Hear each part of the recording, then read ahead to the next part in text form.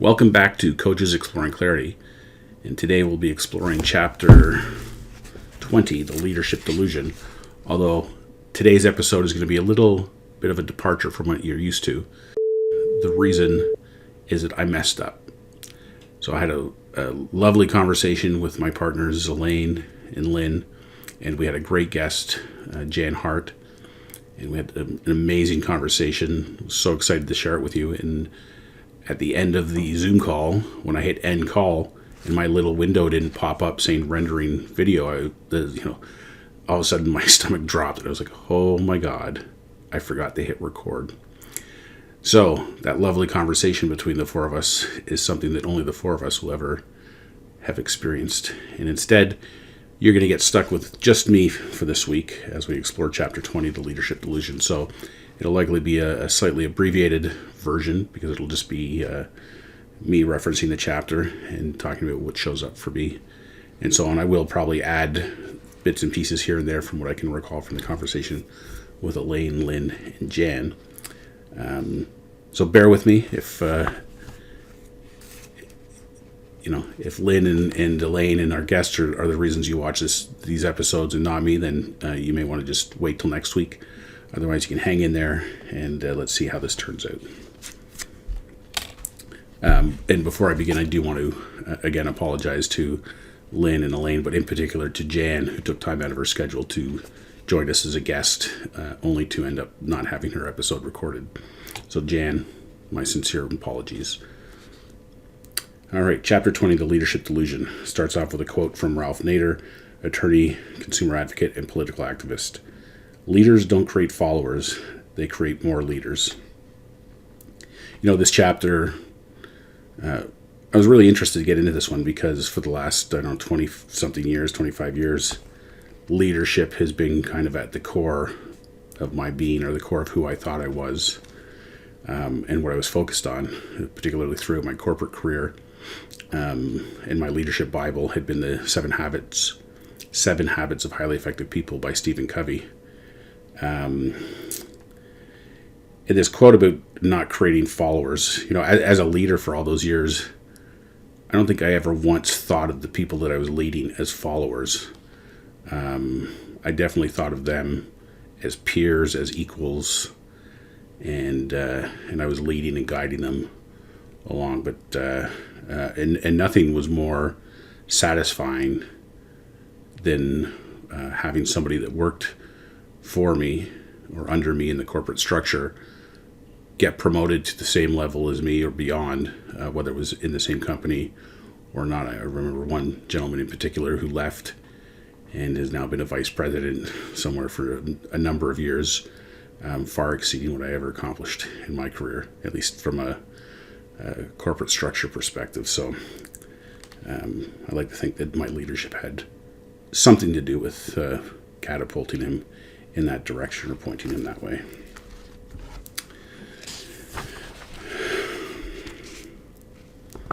The first thing that I really highlighted was how Jamie identifies what most people consider to be leadership qualities, and he points them out more as symptoms.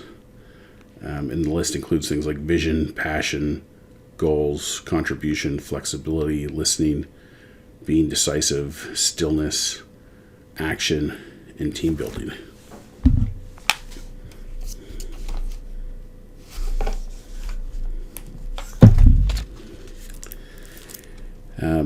And he points out that most people think of these elements as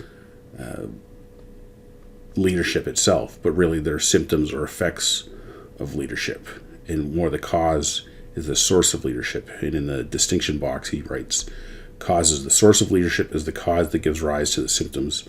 As you start to catch the leadership bug, you'll find the symptoms of authentic leadership start emerging effortlessly and authentically. And then he goes on to share good news, bad news, and great news, which I'll share with you here. So the good news is you've already got it. Everyone has the cause of leadership within them. The bad news, for most people, it's covered over, shrouded in layers of contaminated thinking. And the great news is as you increase your clarity of understanding, you awaken your innate capacity for leadership. When I read this, I kind of thought, it was a little embarrassed of a few times in my career where I had people working on my teams or a few levels down who were aspiring to become leaders or managers or senior analysts or whatever it was. And not only myself, but the higher ups in the business had a paradigm or a view of that person that they just weren't leadership material. And when I read this, that we've all got the cause of leadership within us, and I know that to be true now. It made me just stop and reflect and think about, how I had fallen into the trap of my own contaminated thinking and my own limitations that I put on to other people. And when I thought about it, it was less about those individuals and more about how it would reflect on me if I, tried to put somebody forward to my boss or the senior management team that they didn't perceive to be a certain way, that it would reflect badly on me, and all this kind of contaminated thinking. Anyway, it was quite interesting. The next part that really struck my eye was the highway mirage metaphor. And it concludes by Jamie writing, and like a mirage, contaminated thinking is just an illusion. So you don't need to take any evasive action when you notice it. Understanding its nature is enough. And I think I'd heard that or something similar to that many, many times. But when I read this highway mirage metaphor and that particular line, I realized still how much, not so much that I'm getting caught up in my contaminated thinking, although I guess this is an element of it, but that when I realize I'm in contaminated thinking, I'm still trying to do something about it many of the times, versus just recognizing it for what it is, which is a mirage and an illusion, and not having to take evasive action, not having to do anything about it at all. And just when that hit me, it was like, whew, a whole weight kind of fell off. So I'm just taking that away from this chapter for sure. Then we'll move to pages 214 and 215, where Jamie has this circle diagram,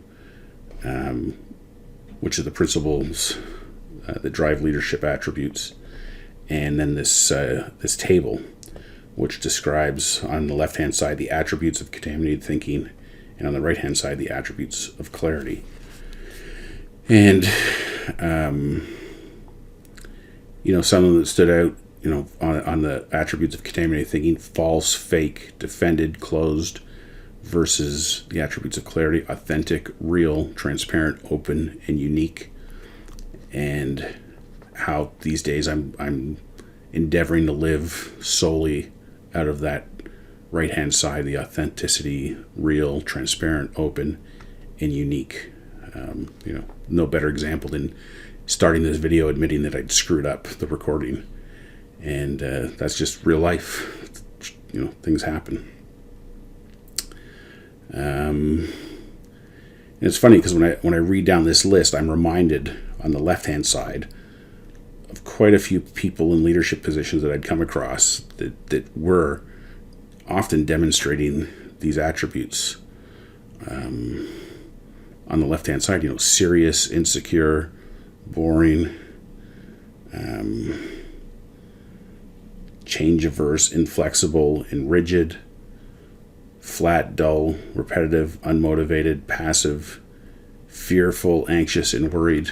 I mean, that one is a big one that I'd seen in the grocery business, where you're typically only as good as yesterday's sales numbers. So there was always the shroud of fear and anxiety and worry that if you don't get your numbers, you're screwed. Yet you can't work in a productive fashion out of fear, anxiety, and worry. And the attributes of clarity: fearless, curious, and experimental. Like, those are the attributes that you want to demonstrate and will be successful working from that space.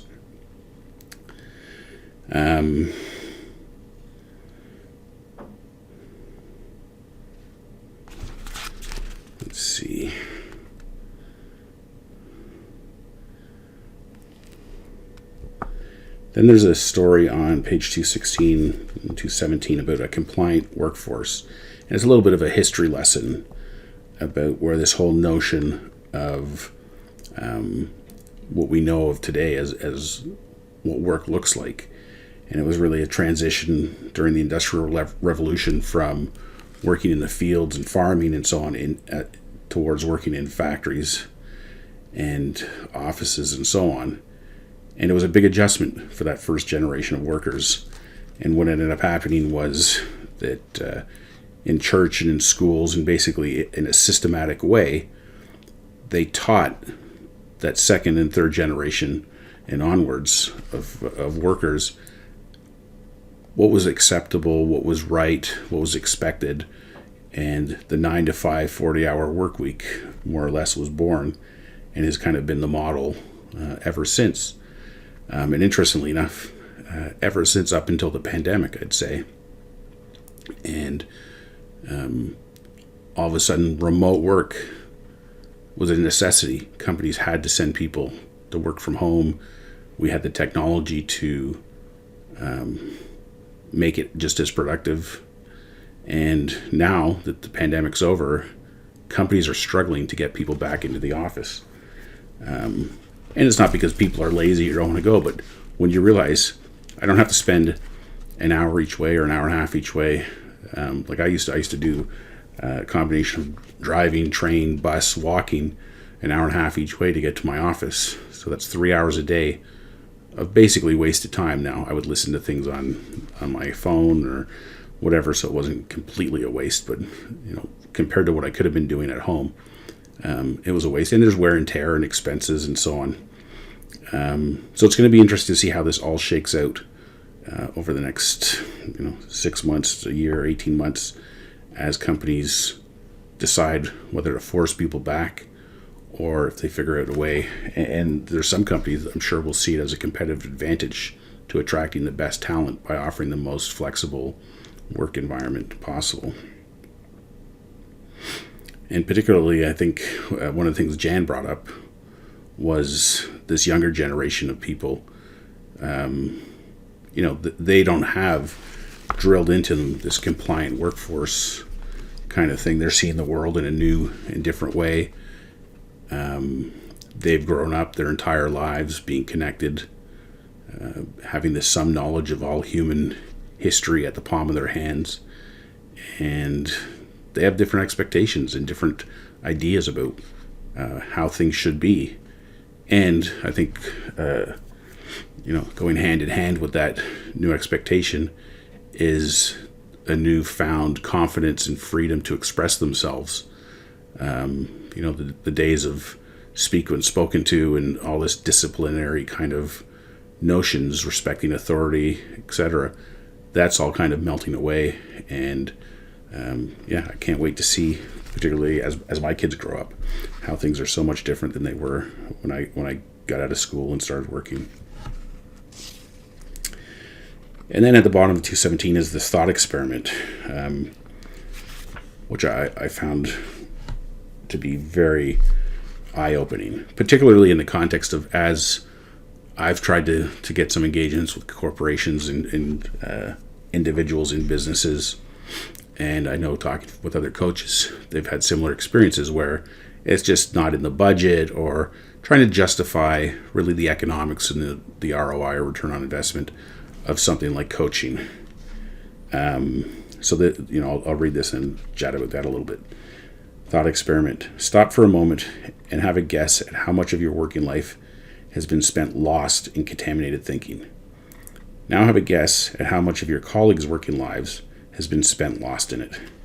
Now have a guess at the number of unnecessary conflicts, missed deadlines, and botched jobs have come from all the contaminated thinking.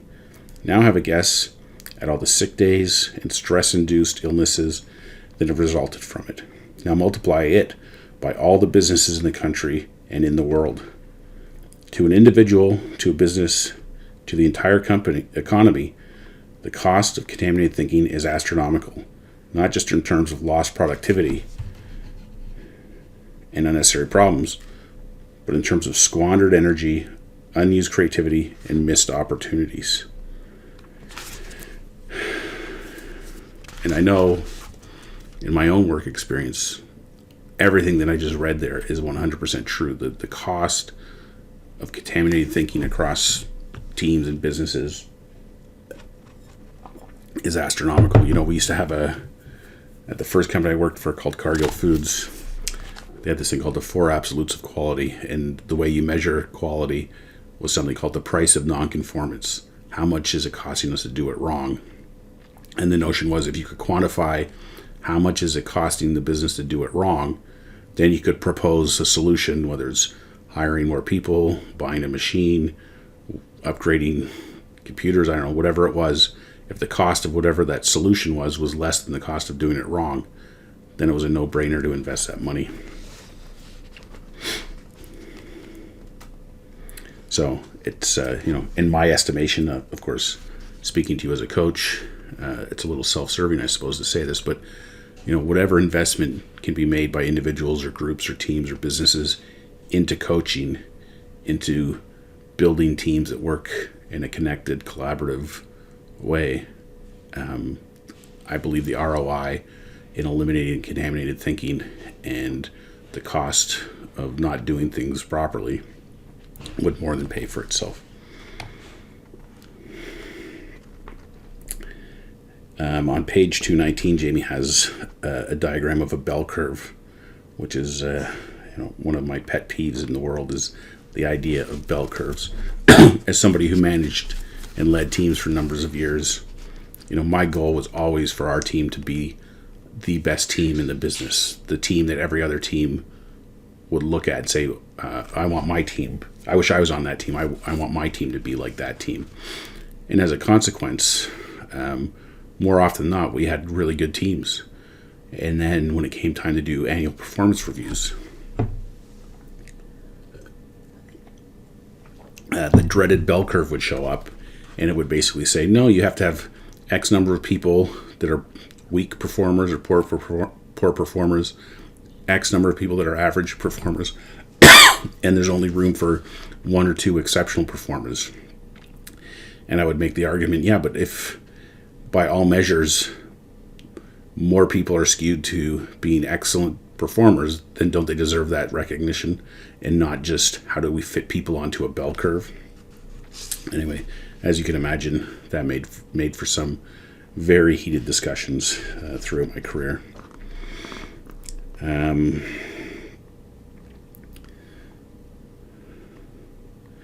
the next thing I highlighted was the statement on 217 below that bell curve graph that says, the biggest leverage point for learning any soft skill is your embodied understanding of the principles behind clarity.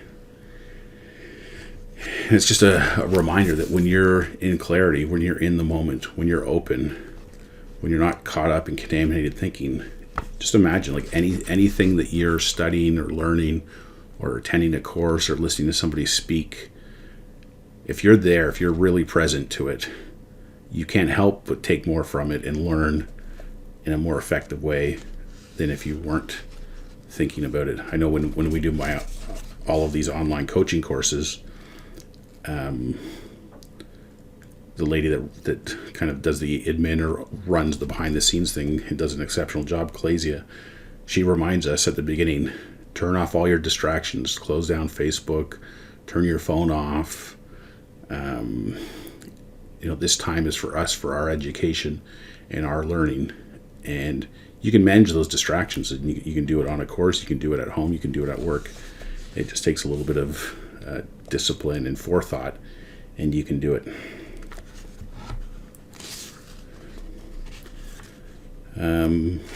Let's see. The next thing I wanted to talk about was on 221, the secret of successful selling. And what I highlighted here is the second line or third line down says, and what's the biggest factor influencing the client's experience? The experience the salesperson is having. And this really rang true to me and reminded me of so many factors or times in my career. I spent many years in category management in the grocery business where I was the decision maker on whether it was to buy products or decide what items we were going to list in a category or in a department. So I'd be meeting with sales people every day, hours a day, coming in with their samples and trying to sell me on their product, why I should carry it, and so on. And it's so true. If the salesperson came in and they were in a good feeling, they were confident about what they were selling, often I would feel the same way. I basically took my cues from them. And conversely, when they came in and they were miserable or unprepared, it didn't go well. And really, and now that I'm a coach and I'm often on the salesperson side of the desk trying to enroll clients or businesses into buying programs or coaching, I'm reminded that the biggest factor influencing their experience is the experience I'm having during that. So if I'm all weird about the price or the offer, then they're going to feel weird, that it's going to come across. In 2008 to 10, I spent a stint as a real estate agent. And I remember our broker, when we did the training with the broker, he had a phrase that I really loved, which was, if you're desperate and the client can smell your commission breath. So if you're just in this real estate game to make a commission, they will smell your commission breath and they'll want nothing to do with you. But if you're authentic and genuine and really there to serve them, to help them with the biggest investment of their lives and make it go smoothly and get them the house they want, get their house sold and so on, then that's the feeling they're going to have. And in this line about it being the experience a salesperson having, it just rings so true to me.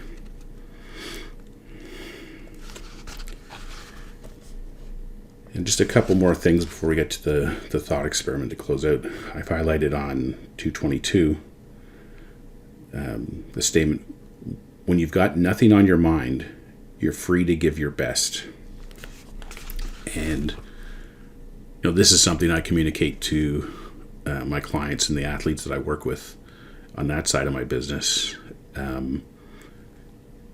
Because when you're playing sports and you're in that moment, you want to have nothing on your mind. You want to be 100% present, and that's when your best shines. That's when all your training, all your innate talents and skills come through. And you can, at least when I watch sports now on television, and you can almost see the pressure that people put on themselves, the thinking that they're having. So, the golfer who stands on the 18th tee with a one-stroke lead and shanks his drive into the pond or into the woods. What caused that? It wasn't he can't swing the golf club. I mean, clearly he can't. For 4 days, 71 holes, he'd been swinging it well. But in that moment, he started getting caught up in his thinking. I'm about to win this tournament. It's about to change my life, etc., etc. I can only imagine the types of thoughts that might be going through his head. And the converse of this is when you've got lots on your mind, you're not free to give your best, and that's when you shank it into the woods.